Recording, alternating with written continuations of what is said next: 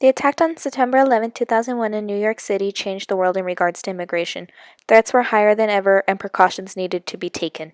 The Department of Homeland Security was a precautionary measure that was taken upon the United States to protect our borders, that including the border here in El Paso from Ciudad Juarez.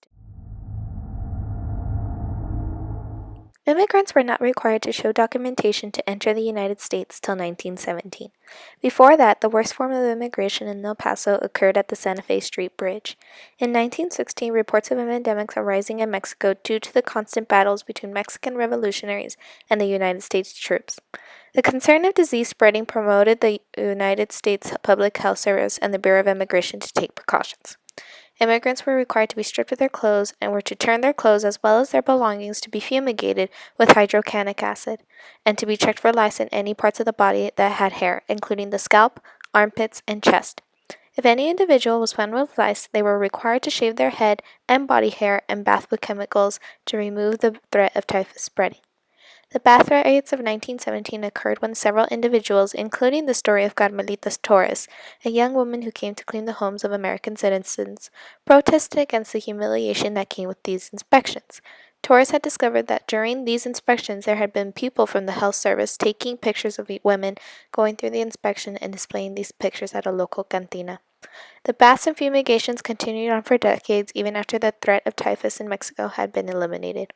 The reason behind the endings of these horrible baths were the realizations of the hazards that accompanied the chemicals. These bath riots can be considered one of the most outrageous forms of immigration inspection prior to September 11, 2001.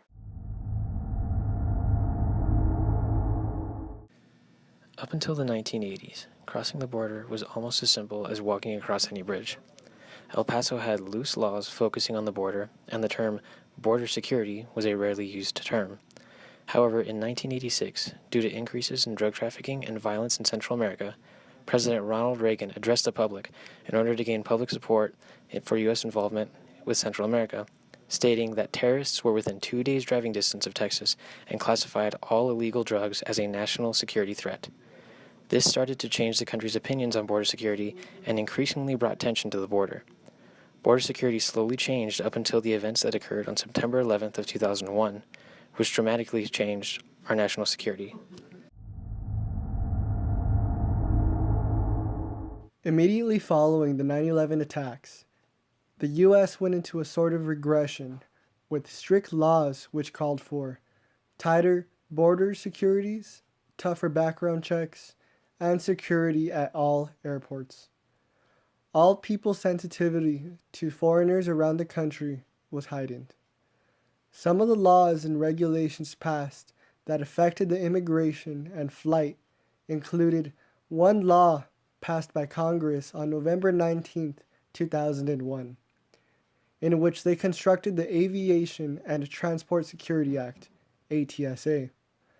This in turn formed TSA, which was the task to help the Department of Homeland Security against foreign and homeland invaders. Another law passed shortly after 9/11 was the Homeland Security Act, passed in 2002, which was an umbrella entity that increased funding for immigration, customs enforcement, and United States citizenship. In total, to fund this program, it would cost the United States $589 billion. Immigration enforcement also increased dramatically after 9/11, causing the amount of deportations to double within the next decade. In total, immigration gets a budget of about $12 billion. Immigration enforcement also began to put down the hammer on immigrants that were only convicted of a crime but not prosecuted. In the United States after 9/11, if any immigrant was even assumed of committing a crime, was grounds to be deported from the United States. This means that some people who were actually innocent were deported around this time.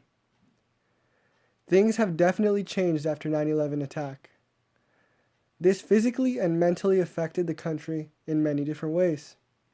Progression occurred towards immigrant acceptance after 1910, but quickly regressed 90 years later.